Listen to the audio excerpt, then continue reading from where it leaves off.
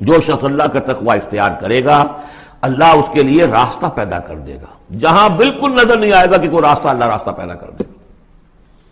اس اعتبار سے اللہ مخرج پیدا کرتا ہے۔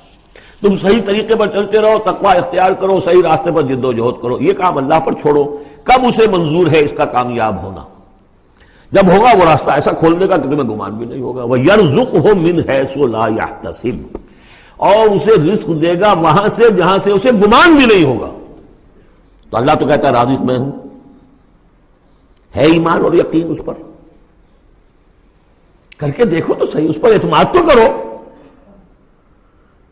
لیکن یہ کہ اس پر اعتماد کرنا، توکل، بڑی مشکل بات ہے۔ وہ تو جتنا ایمان ہوگا اتنا ہی اعتماد ہوگا، اور گہرا ایمان ہوگا گہرا اعتماد ہوگا۔ وَمَن يَتَّقِ اللَّهَ يَجْعَل لَّهُ مَخْرَجًا وَيَرْزُقْهُ مِنْ حَيْثُ لَا يَحْتَسِبُ وَمَن يَتَوَكَّلْ عَلَى اللَّهِ فَهُوَ حَسْبُهُ۔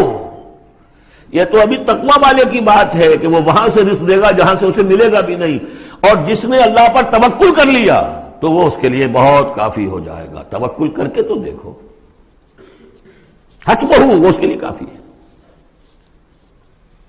یہاں تک فرمایا ہے اگر کوئی مسلمان اپنے کسی بھائی کی ضرورت پوری کرنے میں لگ رہا ہے، اپنا وقت صرف کر رہا ہے، اللہ اس کی ضرورت پوری کرنی شروع کر دیتا ہے۔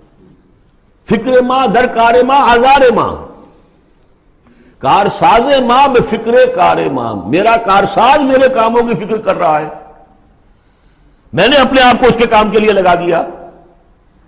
وہ دنیا میں بھی ذرا سا بھی کوئی شریف انسان ہوگا، آپ اس کے ہو جائیں وہ آپ کو چھوڑ دے گا پھر کہیں؟ شرافت ہو، مروت ہو اس میں۔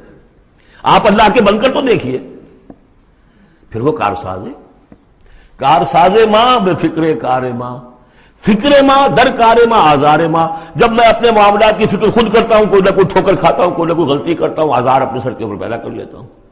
اپنے آپ کو حوالے کرو، اس کا نام ہے تفویض الامر الی اللہ، افوض امری الی اللہ ان اللہ بصیر بالعباد۔